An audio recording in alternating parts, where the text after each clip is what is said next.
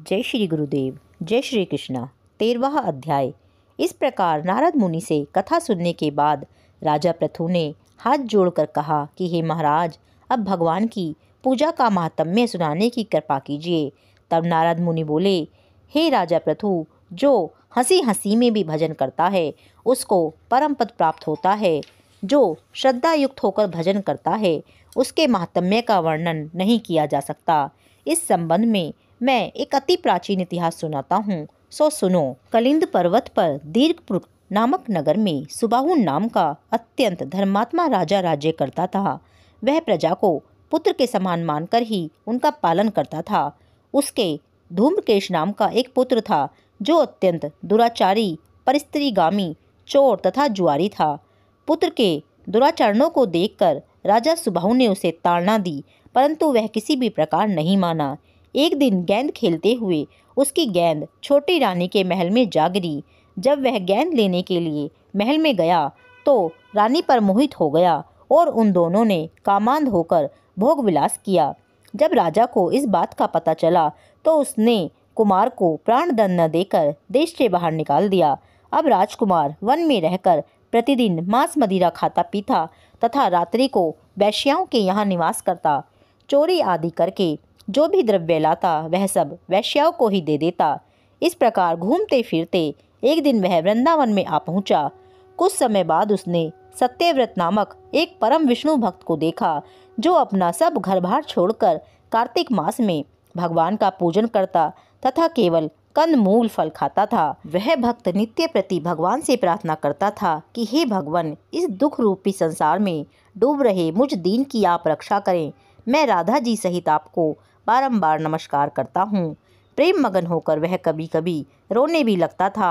धूम्रकेश ने उस भक्त की जब यह क्रिया देखी तो रात्रि को वैश्या के घर आकर मिट्टी की एक मूर्ति बनाकर वैसे ही सब कृत्य किया और अंत में स्तुति आदि करके वैश्या के घर में ही सो गया। देवयोग से राजा के दूत भी उसी समय वहां आ गए और उनके हाथ से धूम्रकेश मारा गया। तब यमदूत उसको महापापी समझकर मारते हुए पकड़कर यमराज के पास ले गए। धूम्रकेश को देखते ही यमराज अपने सिंहासन से खड़े हो गए और पाद्य अर्घ्य आदि देकर उसका सत्कार किया। फिर अपने दूतों को फटकारते हुए कहा कि तुमको धिक्कार है, जब हमने यह आज्ञा दी हुई है कि विष्णु भक्तों को यहाँ पर मत लाओ, फिर तुम धूम्रकेश को यहाँ क्यों लाए।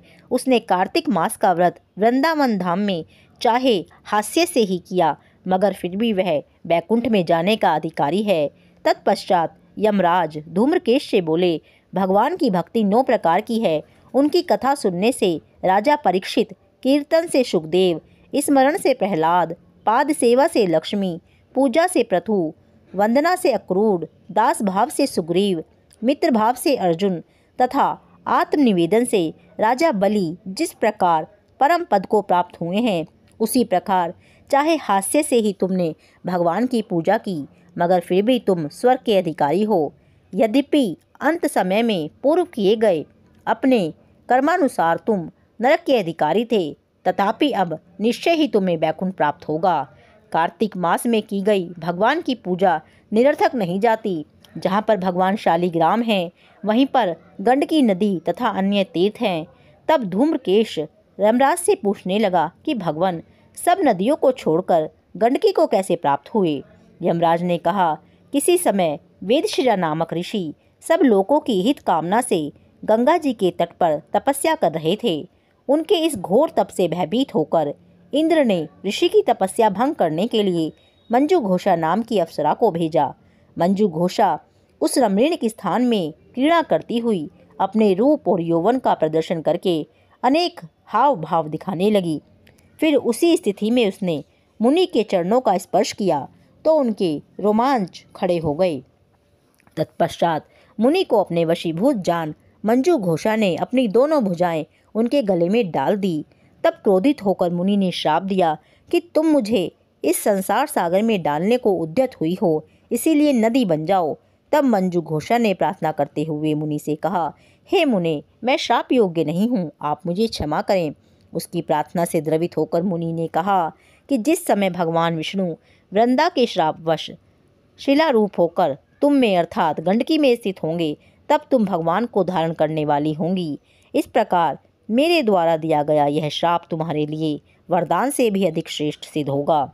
यमराज कहने लगे, हे राजकुमार, अब तुम विष्णु लोक को जाओ।